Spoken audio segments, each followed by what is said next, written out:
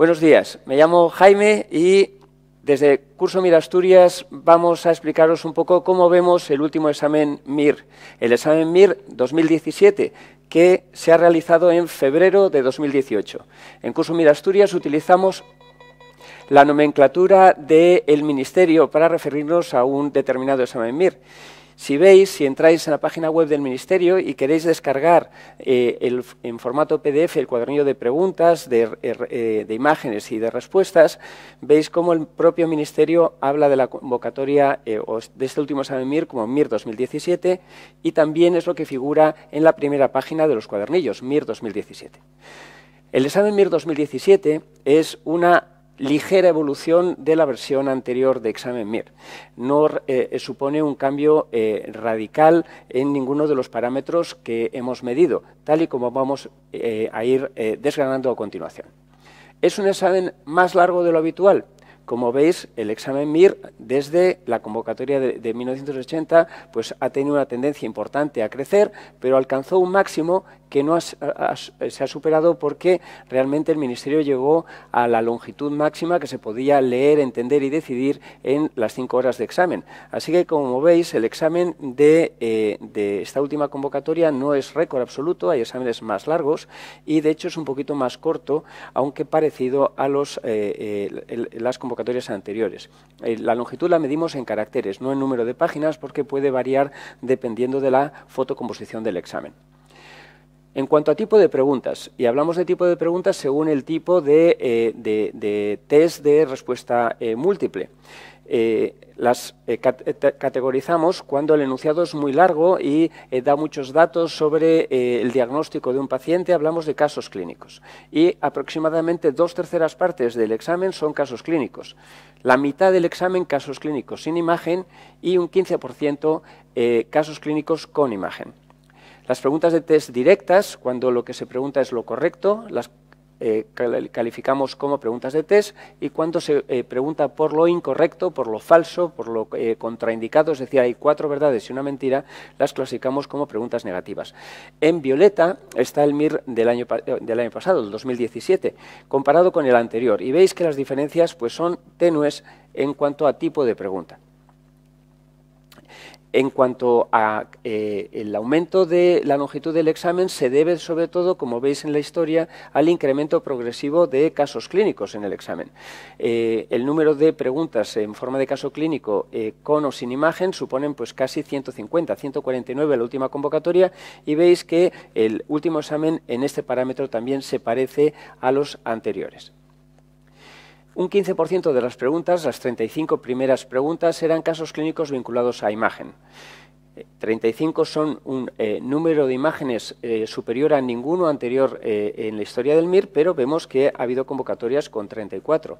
La diferencia más importante es que esto, desde hace unos años, las preguntas vinculadas a imágenes están desencadenadas. Inicialmente, en el año 2009, cuando el Ministerio introduce este tipo de preguntas, las preguntas van encadenadas con 2 preguntas a una imagen.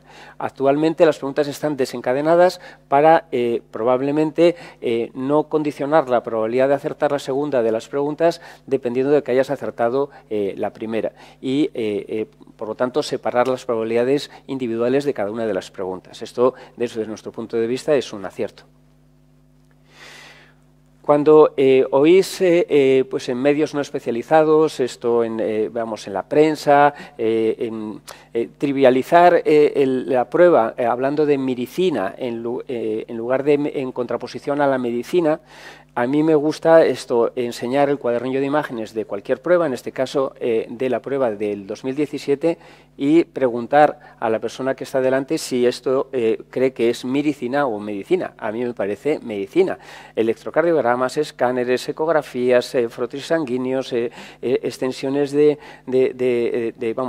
sangre, de anatomía patológica, resonancias magnéticas, placas de tórax, radiologías simples, gammagrafía, fondos de ojo. A mí me parece medicina. Realmente lo que intenta medir este examen es de un número muy grande de personas el conocimiento médico con la misma prueba el mismo día a la misma hora, de forma que sea idéntica para todos. ¿Cuántas preguntas negativas hay? Pues no muchas, 30, y realmente el aumento de casos clínicos en el examen se ha llevado por delante al número de preguntas negativas y al número de preguntas en forma de test directos. Han disminuido estas preguntas cortas y han aumentado las preguntas largas, de tipo caso clínico. También dividimos al MIR por bloques, y así el bloque más pequeño son las asignaturas básicas. En las asignaturas básicas hemos quitado o extirpado de este bloque asignaturas como bioestadística, que hemos unido a medicina preventiva, y microbiología, que hemos unido a enfermedades infecciosas. Así que este trocito de la tarta está artificialmente disminuido, pero las asignaturas básicas suponen en el examen del año pasado, 2017, un 12%, y si hablamos como referencia en los exámenes de las 3 últimas convocatorias, y antes utilizamos desde el 2009, es decir, desde la primera convocatoria de un examen de 225 más 10 preguntas de reserva, actualmente vamos a utilizar las 3 últimas convocatorias para poder llevar a los simulacros y al diseño del curso siguiente los cambios tenues, pero que van apareciendo recientemente en el examen.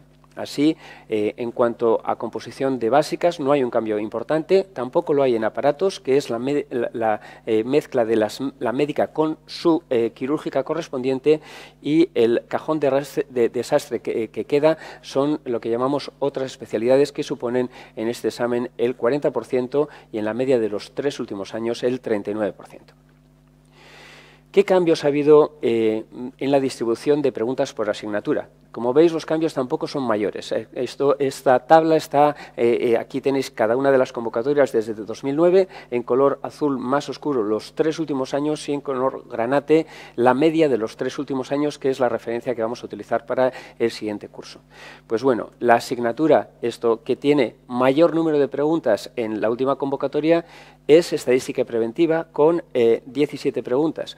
Pero cuando hacemos la media de los 3 últimos años, vemos que aparato digestivo, con un promedio de 19 preguntas, se convierte en la especialidad o la asignatura líder del examen MIR, seguida de medicina preventiva y bioestadística.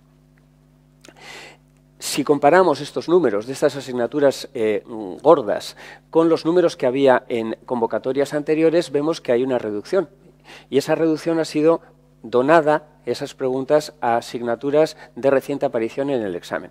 Así, en este examen nos hemos encontrado por primera vez desde los años 80 con 2 preguntas de bioquímica, y han aumentado también las preguntas de urgencias, que habitualmente de promedio tenemos 2 y en este examen hay el doble, 4. Y una sorpresa que hemos encontrado ha sido una reducción en el número de preguntas sobre habilidades comunicativas, que aparecieron recientemente. En el año 2014 nos encontramos la primera, en 2015 encontramos 6 preguntas, se reduce a la mitad en el año siguiente y este año no hay ninguna. La verdad es que esto sí nos ha sorprendido, porque pensábamos que el Ministerio iba a continuar con esta idea de introducir preguntas de habilidades comunicativas, como ha introducido otras asignaturas, como pueden ser preguntas de bioética.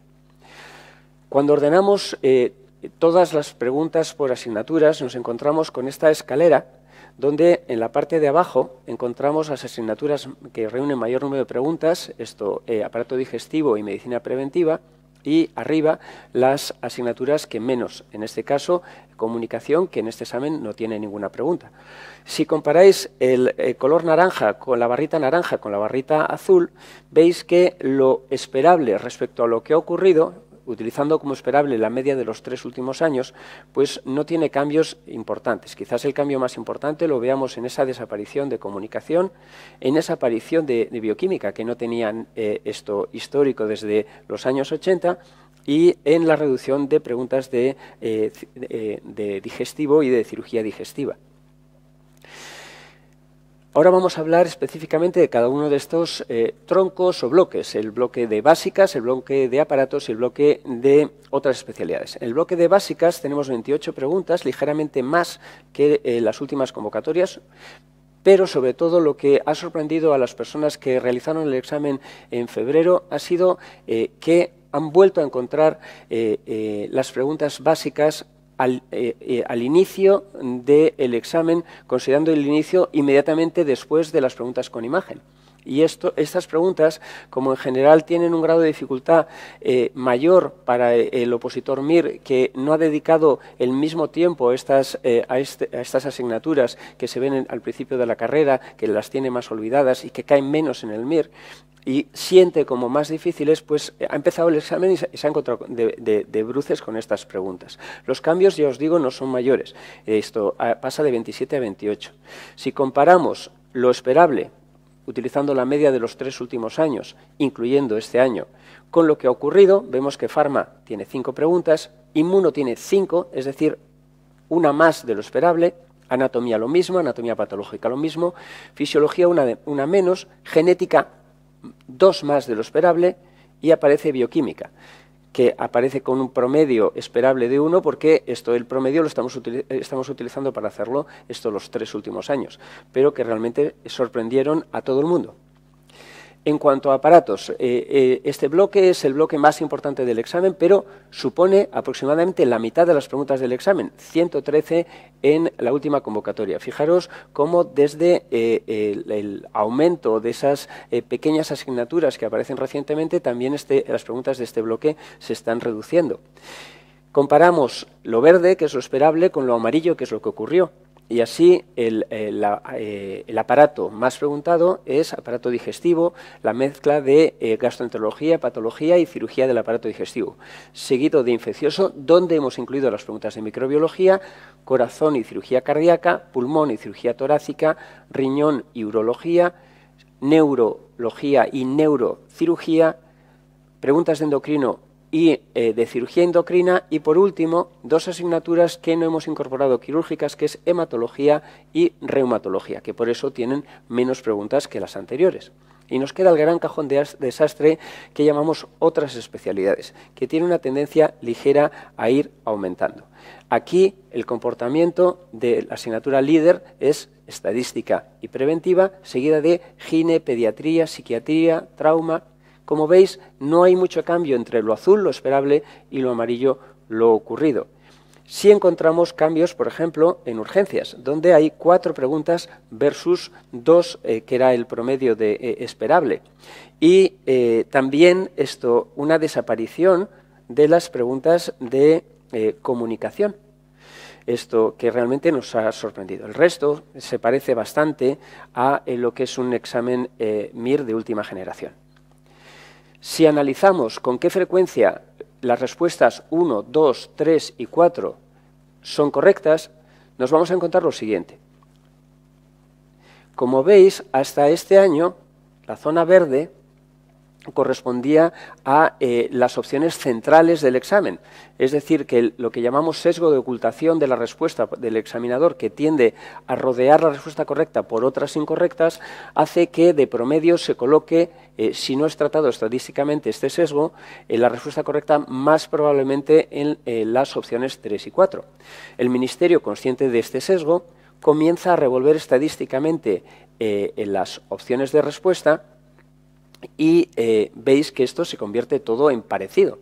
Pero en los últimos años, sobre todo desde la aparición de exámenes de 4 opciones de respuesta, donde ya no hay opción 5, vemos que hay una tendencia otra vez a que la zona central de las respuestas, de las opciones de respuesta, en este caso con 4 opciones, serán la 2 y la 3, en 5 opciones eran la 3 y la 4, son ligeramente más frecuentes. Esto también lo vemos en este gráfico, como desde aquí hasta aquí, cuando el Ministerio comenzó a revolver estadísticamente las opciones de respuesta, el sesgo desapareció, y ahora, aunque menos poderoso que antaño, sigue existiendo algo, el predominio de las respuestas 2 y 3, que son las centrales.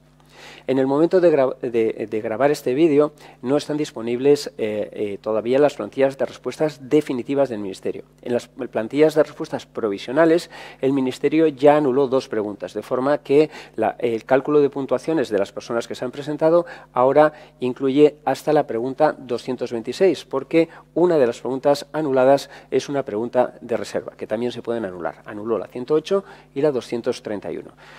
El año anterior, con la publicación de las plantillas definitivas, el número de respuestas anuladas subió hasta 3. No sabemos qué ocurrirá este año. De promedio, en los últimos años, el número de preguntas anuladas en el examen varía entre 6 y 7, pero se ve una tendencia clara en los últimos años a intentar anular menos, quizás para defenderse del ataque de prensa no especializada que habla de que un menor número de anulaciones es mayor calidad del examen. Es como si menos fuese más, pero medido psicométricamente esto no tiene ningún sentido. Lo importante es que el examen quede con la mayor calidad psicométrica posible. En cuanto a la variable no contestada, si lo comparamos con la muestra de POSMIR del año pasado, pues vemos que el comportamiento también es relativamente parecido. Hay mayor grupo de personas que dejan menos preguntas sin contestar, y esto no tiene nada que ver desde que hay 4 opciones de respuesta y la mediana de no contestadas ha bajado hasta 1 en la muestra que hemos analizado. Sube después cuando analizamos toda la población MIR, pero veis que el grupo mayoritario pues contesta la mayor parte de las preguntas del examen y deja menos de 5 preguntas sin contestar, muchos de ellos ninguna. Y ahora vamos a pasar a realizar el análisis psicométrico de este último examen MIR. Y para eso vamos a utilizar distintos instrumentos de medida. Microscopio óptico, que es lo que corresponde en esta analogía a la teoría clásica de los test, y posteriormente microscopio electrónico con la teoría de respuesta al ítem. Los datos que vamos a dar sobre el grado de dificultad los vamos a hacer midiendo el examen MIR con la muestra de alumnos que han enviado sus exámenes a servicios POSMIR. En otros análisis utilizaremos, sobre todo cuando publiquemos, como todos los años, el análisis psicométrico de la prueba, la totalidad de la muestra, que actualmente contiene más de 4.000 exámenes.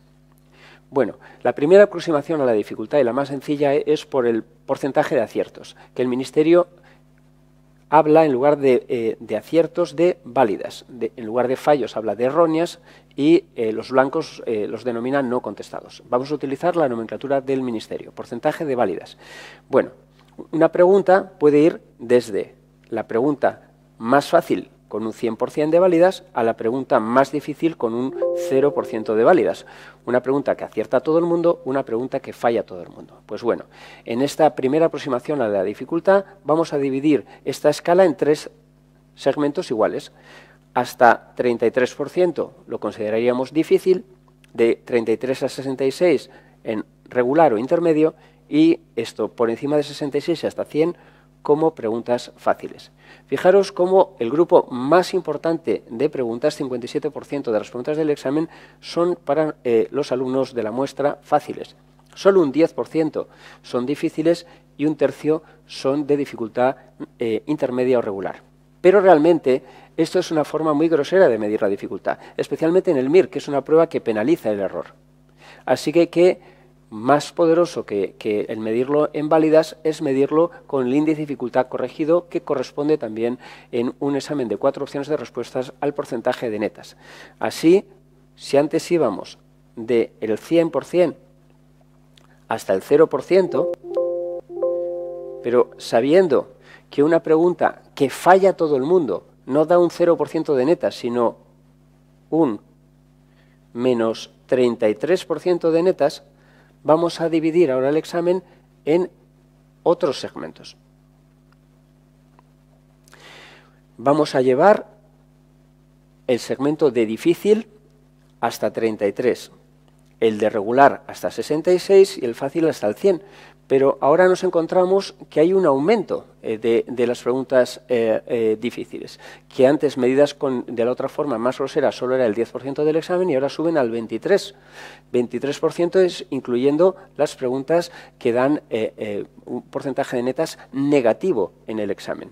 Disminuye el porcentaje de regulares medidos con el índice de dificultad corregido, con la corrección del azar, y esto aproximadamente la mitad de las preguntas del examen son preguntas consideradas fáciles con esta metodología. Si hacemos un promedio de todas las preguntas del examen de la plantilla activa de las 225 que intervienen en este momento en el cálculo de las puntuaciones de los presentados y lo comparamos con el año pasado, vemos que el índice de dificultad corregido con la corrección del azar es mayor el año pasado que este año. Esto significa que el examen fue más fácil el año pasado que este, pero los cambios, como veis, tampoco son enormes. Los dos están en dificultad intermedia, regular u óptima, en la zona azul. Y veis que el año pasado era 59,7% de neta como promedio y ahora es 56,3%. Más difícil, pero dentro de la zona óptima. En cuanto al grado de dificultad medido en porcentaje de netas o en índice de dificultad corregida, es decir, descontando un tercio de las falladas, si analizamos asignatura por asignatura, nos encontramos con que la mayor parte de las asignaturas están en dificultad media, pocas asignaturas son difíciles en su conjunto y también no muchas son fáciles. Si lo comparamos con el año pasado, vemos que no se guarda coherencia en el grado de dificultad de las asignaturas y así podemos encontrarnos asignaturas que aparecen verdes como fáciles en los dos exámenes, como es otorrino y dermatología. Pero otras se cruzan completamente. Daros cuenta que nefro aquí aparece como fácil y en este otro año, en lugar de tener 73%, tiene 55% de netas. Cardio aparece como fácil este año y el año pasado no. Cardio lo tenemos, a ver si lo encuentro aquí, con un 56% de netas. Neurología tiene un 67, casi un 68% de netas el año pasado y en cambio el año anterior un 47%. O sea que lo mismo que en los simulacros os explicábamos que el grado de dificultad del examen es del total de las preguntas en su conjunto, veis que en el MIR ocurre lo mismo y que ese grado de dificultad no es uniforme de un simulacro a otro. Cuando haces el análisis por asignaturas, pues veis cómo esto mismo también ocurre en los exámenes de MIR. Cuando dividimos el índice de dificultad corregido en 5 segmentos, nos encontramos lo siguiente. Los segmentos van a ser los siguientes. Cuando el porcentaje de netas nos da negativo, de 0 a menos 0,33, hablamos de preguntas muy difíciles. Hay 14 preguntas muy difíciles en el examen que también denominamos como lobos con piel de cordero. Son preguntas que mayoritariamente la gente contesta y falla y que resta puntos netos o preguntas netas a su puntuación de examen, pero sobre todo también a la mediana de la población. El siguiente segmento iría de 0 a 33, serían las preguntas difíciles. Y hay 32 preguntas difíciles en este examen. Si comparamos con el año anterior, hay más preguntas muy difíciles, pero solo 2 más, y hay más preguntas difíciles, pero también solo 2 más. El siguiente segmento iría de 33 a 66, que es lo que denominamos dificultad media u óptima o preguntas de dificultad regular. Aquí vemos que hay más preguntas en esta escala que el año pasado. ¿Cuántas? 10. Y a continuación iríamos de 66 a 80% de netas, sería lo que llamamos fácil, y más del 80% de netas muy fáciles. Veis que hay en este examen, comparado con el año anterior, menos preguntas muy fáciles y menos preguntas fáciles. Esto encaja con que el promedio de dificultad corregida del MIR 2017 sea mayor, o sea, el promedio de dificultad sea menor, es decir, la dificultad sea mayor. Curiosamente, el índice de dificultad, cuanto más alto es, más fácil es el examen, realmente debería denominarse índice de facilidad, pero en psicometría se habla de índice de dificultad, pero cuanto más alto es el valor, más fácil es el examen. Este examen, el último, es más difícil que el del año anterior. Es decir que, presumiblemente, los números, las netas valdrán más y los números de orden se conseguirán con menor número de netas, como hablaremos después en la presentación del POSMIR. Bueno, ¿cuál es la pregunta más difícil del examen medido en índice de dificultad corregido? Pues una pregunta de cirugía maxilofacial.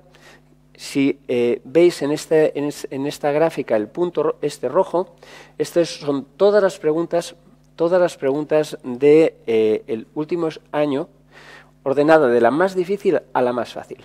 La más difícil, esta pregunta de cirugía maxilofacial. es una pregunta que es difícil porque prácticamente nadie lo habrá estudiado, porque es de nivel especialista. Y habla, no voy a describir las preguntas para no alterar las probabilidades de que una persona que no haya hecho el examen se pueda medir sin conocer las contestaciones. Es una pregunta sobre tumores odontogénicos, y preguntan por un tumor benigno que debe ser tratado de forma quirúrgica agresiva por su alta tendencia a la recidiva. Y como veis, la respuesta correcta es la opción que menos personas que han enviado su muestra o su examen a corregir a los servicios FOSMIR ha escogido. Es una pregunta que es correcta, pero tiene un grado de dificultad tan alto que prácticamente casi nadie la ha acertado, y que globalmente lo que hace es restar preguntas netas a la población. En cuanto a grado de dificultad, y escalando de la más difícil, otras preguntas muy difíciles son una de paliativos, endocrino, farma, reuma, endocrino, infeccioso, genética, psiquiatría, neumo, preventiva, digestivo. O sea que veis que encontráis, no hay un patrón en esto, encontráis muchas asignaturas que tienen alguna de sus preguntas con un grado de dificultad extremo. En otro extremo está la pregunta más acertada y menos fallada por la población de personas que ha enviado, o la muestra, perdón, que ha enviado sus exámenes a corregir a servicios FOSMIR, que es una pregunta de dermatología, que tiene un porcentaje de netas, no de válidas, que es superior del 95%. Y veis que la opción correcta es escogida mayoritariamente, y en la curva de dificultad está en el extremo contrario a la pregunta de maxilofacial. Es la pregunta que mayor número de personas han acertado. Y habla sobre la decisión de los márgenes quirúrgicos en el tratamiento del melanoma cutáneo. Casi todo el mundo la contestó acertando. Las otras preguntas, muy fáciles, son de digestivo, infeccioso, urgencia, psiquiatría, digestivo otra vez, nefro, reuma, anatomía patológica, gine, preventiva, anatomía patológica, digestivo. Veis que hay más preguntas, podemos encontrarnos pues más preguntas este año de digestivo dentro del terreno de muy fáciles, pero también es estadísticamente más probable que la asignatura que mayor número de preguntas tenga alguna pregunta en este segmento. Ahora vamos a dejar el parámetro dificultad y vamos a hablar de discriminación. Y discriminación medida con una vara de medir de la teoría clásica del test, que es la correlación biserial puntual. Como veis, sería el promedio de la discriminación medida con esta coeficiente de correlación de todas las preguntas del examen. Si comparamos, ¿dónde se encuentra? Pues se encuentra en la zona aceptable, de discriminación aceptable, sin llegar al umbral o a la zona buena, que sería por encima de 0,3. Esto ya ocurrió en el examen del año pasado. El examen del año pasado no fue especialmente discriminativo, y este examen le vuelve a ocurrir lo mismo, al menos medido con las muestras de corrección POSMIR. Esto probablemente cambiaría y sería distinto si se hiciese el análisis con toda la población de examinados, que estimamos que este año haya sido superior a 13.000 personas, de los cuales aproximadamente solo un 30% han enviado sus exámenes y están incluidos en este análisis. Fijaros, en discriminación nos vamos a centrar específicamente, la escala va desde no sirve, discriminación mejorable o pobre, aceptable o regular, buena y excelente. Pues nos vamos a centrar sobre todo en esta parte. Veis que hay preguntas que están activas en la plantilla del examen ahora mismo y que no sirven para discriminar. ¿Cuál es la función del examen MIR? La función del examen MIR es no acreditar a una persona como médico, ya que eso lo han hecho las facultades de medicina, sino separar con la misma prueba, el mismo día, a la misma hora, el conocimiento médico medido con esta herramienta de más de 13.000 personas. Para eso es necesario discriminar, separar. Pues 11 de las preguntas no sirven. El año pasado había 7 preguntas que tenían esta característica con esta métrica, que quedaron vivas en la plantilla del examen.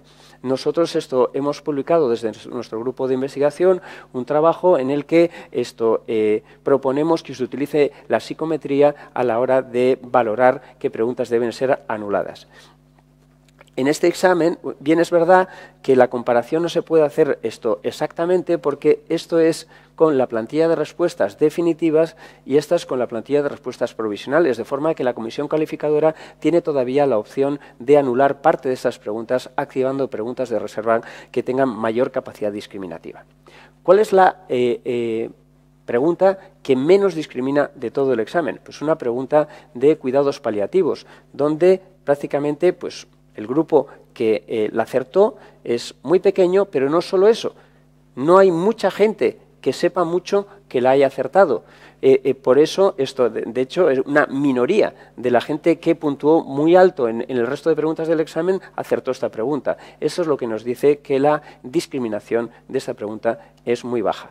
Otras preguntas muy poco discriminativas, esta de paliativos, esta de maxilofacial, no es que esté mal, es muy poco discriminativa porque el grado de conocimiento necesario para contestar excede del conocimiento de los que más sabían, ya que es una pregunta de nivel especialista que probablemente no haya sido dado en las facultades de medicina ni durante la preparación del examen MIR. Pero encontramos preguntas de endocrino, farma, preventiva, endocrino otra vez, digestivo, genética, vascular, reuma, trauma, preguntas, por lo tanto, de distintas asignaturas.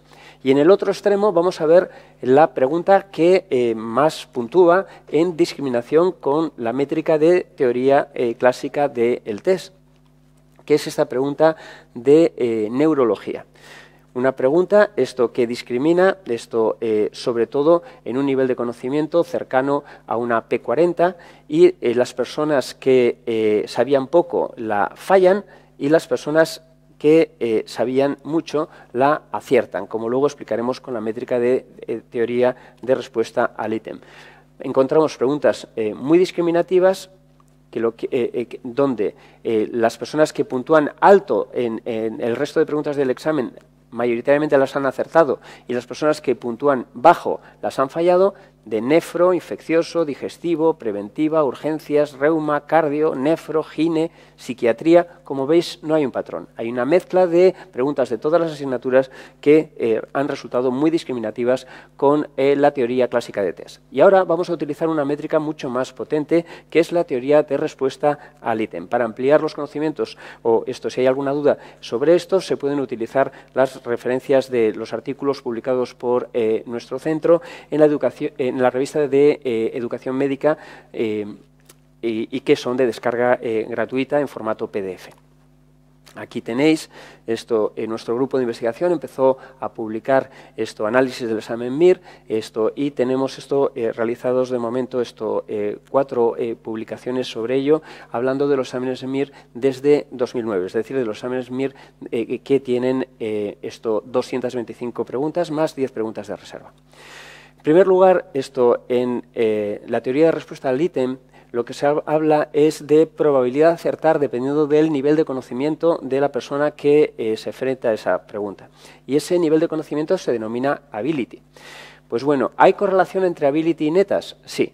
Aquí, en estas gráficas, exponemos la nube de puntos. Cada punto es un examen, o sea, un individuo, y las netas que ha obtenido en el examen MIR y en el eje de la Y y el eje de X, el ability, el nivel de conocimiento. Como veis, hay una correlación entre ability y netas y la nube de puntos es distinta este año que el año pasado.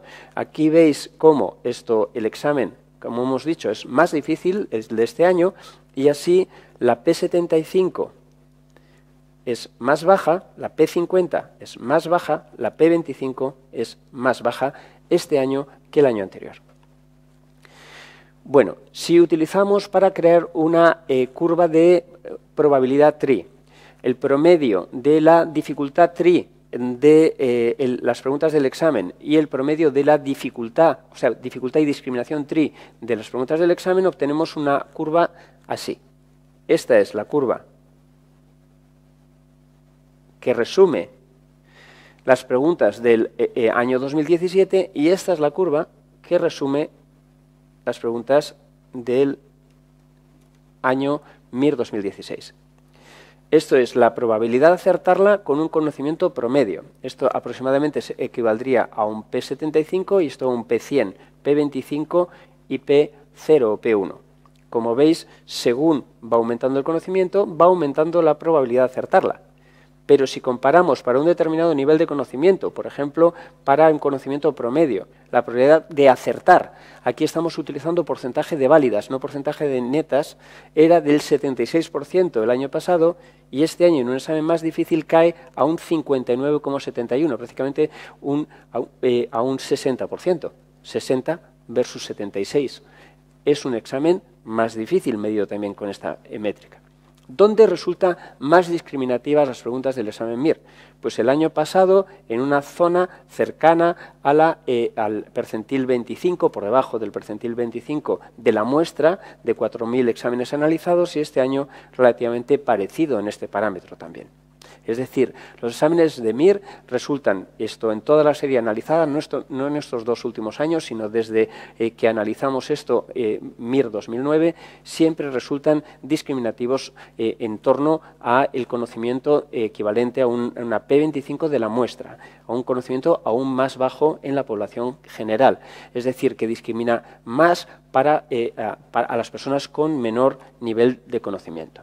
Bueno, en la escala de discriminación TRI, entre no sirve, mejorable, aceptable, buena o excelente, el examen de este año se coloca en 0,67, cercano a la frontera de 0,70 entre aceptable y buena. El año anterior, en esta métrica, había superado ligeramente el 0,70 y así el promedio de discriminación TRI, esto estaría dentro del segmento de bueno. Y otra vez nos vamos a centrar en las preguntas que nos sirven. El año pasado, en la plantilla definitiva, había 8 preguntas que por este criterio no servían para discriminar y en este momento en la plantilla de respuestas provisionales todavía hay 16 preguntas cuya probabilidad de acertar no se correlaciona con la probabilidad de acertar el resto de preguntas del examen, de forma que lo que meten en el fondo es ruido en la puntuación de los examinados. ¿Cuál es la pregunta que menos discrimina con esta métrica? Otra vez nos encontramos la pregunta de cuidados paliativos, sobre un tratamiento con morfina, que no voy a desvelar más, y encontramos también preguntas que hay una cierta correlación. Fijaros las preguntas que habría que anular por el coeficiente de correlación biserial puntual aparecen negras aquí, y también las que habría que anular por la discriminación TRI inexistente, también negras, y como muchas de esas preguntas que no valen para la discriminación TRI tampoco valían para el coeficiente de discriminación de correlación biserial puntual, como esta, como esta, como esta, como esta, como esta, como esta, como esta, esta.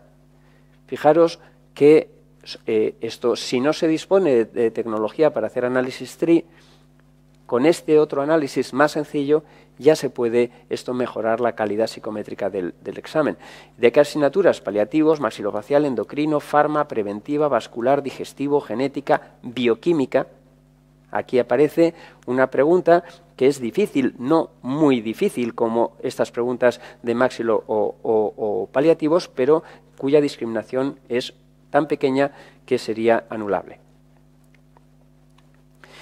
En cuanto a la pregunta que tiene mayor discriminación TRI del examen, es una pregunta no de dermatología, sino de digestivo, sobre el tratamiento quirúrgico del adenocarcinoma de cabeza de páncreas.